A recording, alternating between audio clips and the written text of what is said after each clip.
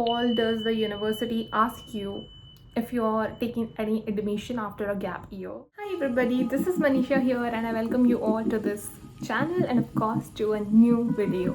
So it is going to be very informative video to the people who have taken a gap of a year and also are planning to take a gap. So it's going to be all about it.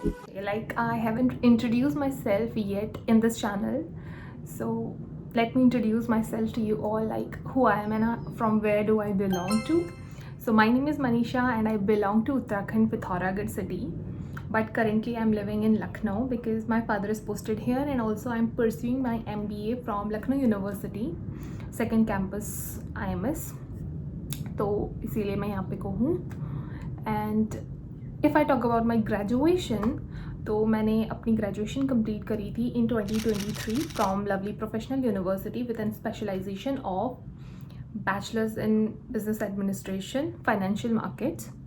तो मैंने अपनी graduation वहाँ से complete करी and after that I had taken a gap of a year.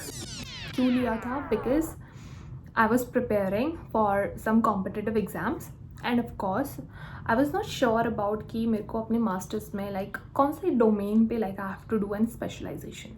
तो इस वजह से I took a gap because like if you are doing pursuing your masters, like if you're pursuing your masters from any university, whether it's in tier 1 college, tier 2 college or any tier 3 college, so like you should be clear कि हाँ तुम्हें मतलब MBA करना है तो क्यों करना है, your why should be always clear.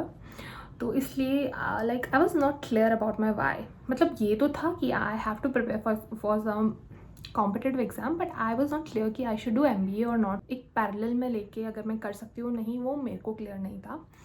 तो ज़्यादा इसके बारे में डिटेल पे नहीं बात करते हैं. Now let's directly switch on to the topic. If you are planning to take a gap, if you had a thought कि मुझे गैप लेना चाहिए कि नहीं लेना चाहिए, so it's totally up to you.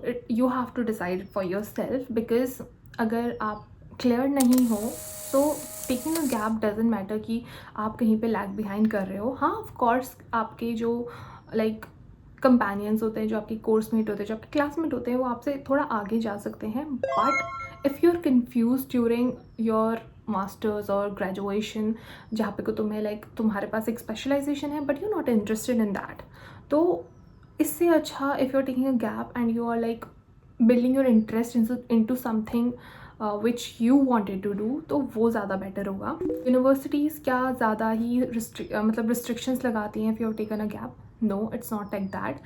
If in a gap year you are doing any kind of course, तो कोई भी क्वेश्चन नहीं करेगा तुम्हें. अगर तुम कोई अपनी स्किल बिल्ड कर रहे हो, so it's appropriate at that moment.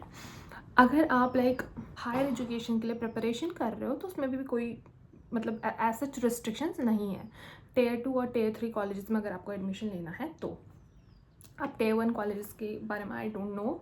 मैंने अपना गैप ईयर सर्टिफिकेट बनवाया है. It's like this, I can't provide you fully, मतलब मैं पूरा नहीं दिखा सकती बट इतना ओवरलुक करने के लिए ठीक है. तो एक सेकेंड.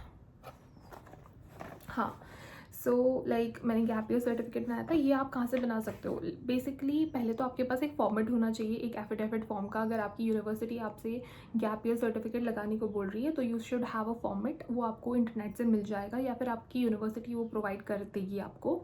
अगर आपकी यूनिवर्सिटी प्रोवाइड नहीं करती या आप ऑनलाइन सर्च करोगे तो आपको बहुत सारे फॉर्मेट मिल जाएंगे. वरना आपको क्या करना होता है, लाइक कोर्ट पे जाना होता है. कोई भी नियर बाय आपकी कोर्ट है तो वहाँ पे को जाओ, वहाँ पे कोई भी एडवोकेट होगा, आपको उनका स्टैम्प लेके आना है आपके सर्टिफिकेट पे. लाइक वो आपको एक स्टैम्प पेपर देंगे, 10 रुपीज़ का नोट होता है वो.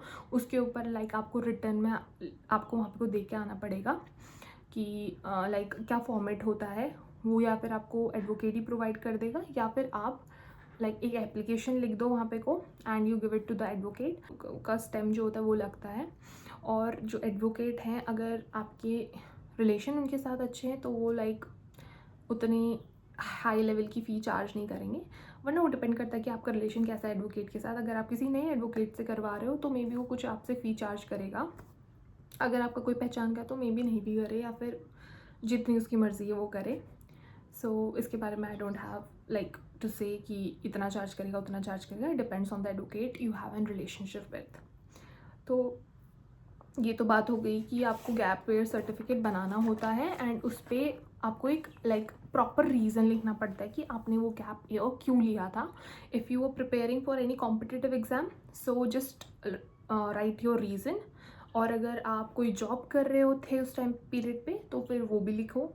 मतलब आपका जो भी रीज़न था आपको वो लिखना होता है. And you have to go to your nearby court. अगर आप मैं उत्तराखंड से हूँ, so I can't go to Uttarakhand का कोर्ट. ठीक है, मेरा कोर्ट था वो लखनऊ पे, मैंने वहाँ से वो बनवाया और यूनिवर्सिटी उसको भी एक्सेप्ट कर लेगी.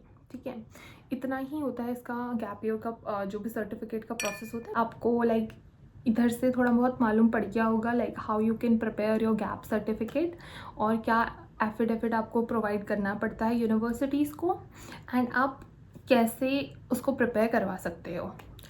सो I hope that this video would be fruitful for you all. And if you are planning to take a gap, सोच लो अच्छे से, then only take a gap. If you are not clear about what you have to do in your graduation, और you're not clear about कि हाँ मुझे इस particular domain पे जाना है, तो you can take. It's not कि आप नहीं ले सकते हो, बिकॉज एकेडमिक्स की कोई एज नहीं होती. एकेडमिक्स टेन्योर कभी भी स्टार्ट करना कर सकते हो. That's all for the video. अगर कुछ इन्फॉर्मेशन मिली हो, so share it with your friends. Okay, bye.